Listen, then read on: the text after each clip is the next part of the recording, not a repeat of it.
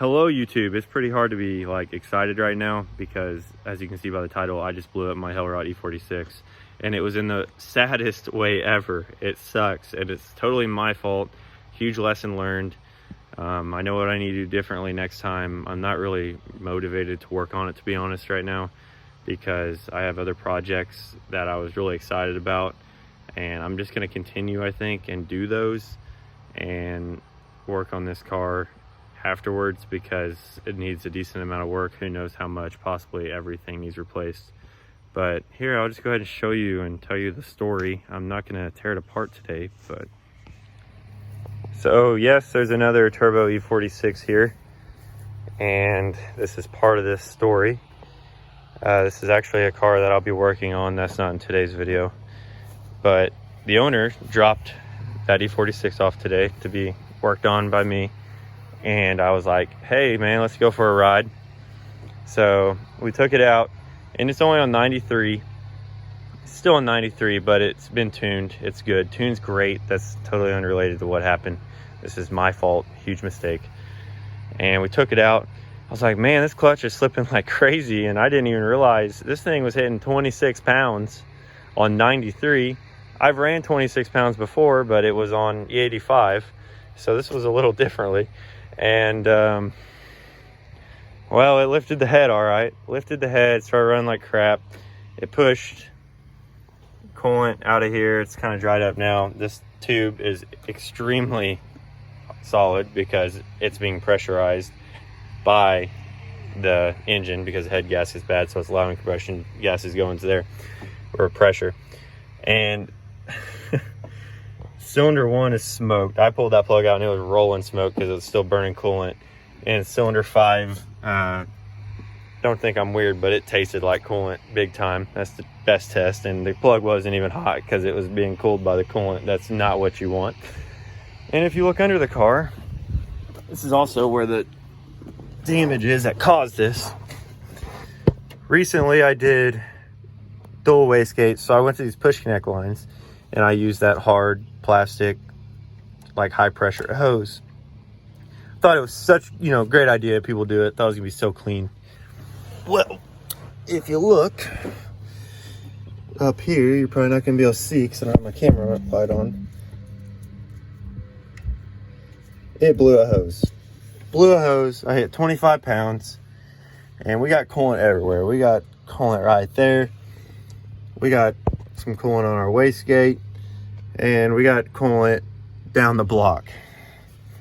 And the problem is that was too close to the exhaust. I'll put my light on. All right, so the light's on. There it is. There's where the line blew. My routing, I guess, was terrible. As you can see, it's blown out. I'm guessing it got too hot. I mean, the exhaust is probably 3 inches away, but I'm no expert, guys. Like I always said, there's the coolant down the block. Beautiful.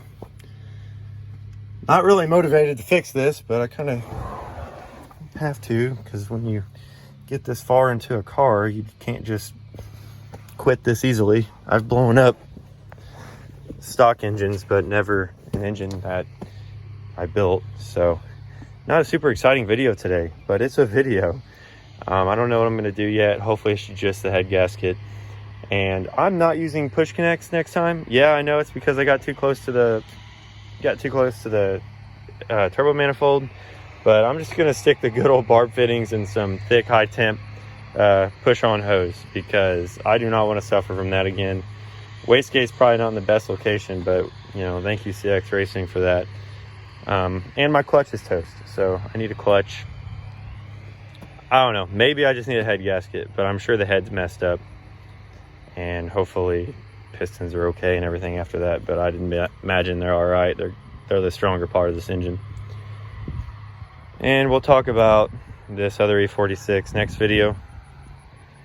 The guy feels really bad because he's like, hey man, let's go, let's ride in your car, and so he could feel what the boost felt like, because his car over there has not hit boost yet. And hopefully he's not too scared about this anymore, or now, because yeah, this is part of it. So So before anyone, even tries to blame a tune or the tuner or anything, it's pretty obvious that I messed up. There's a huge hole in the line, as you've seen. I have it off now, and it's shot, and it's my fault, but I definitely won't do that next time. Yeah, look at that.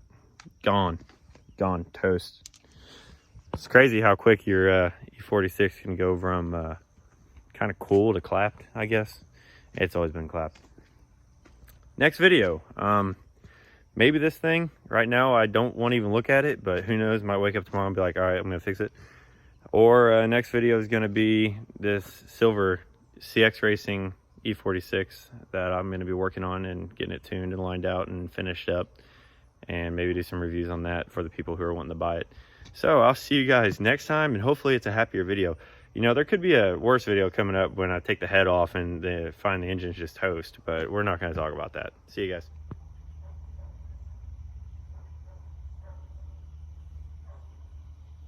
All it takes is one Tubi boy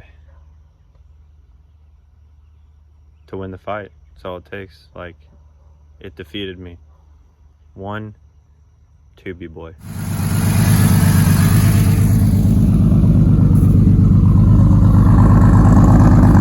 With gas prices like they are, I'm not even mad that it runs on water now.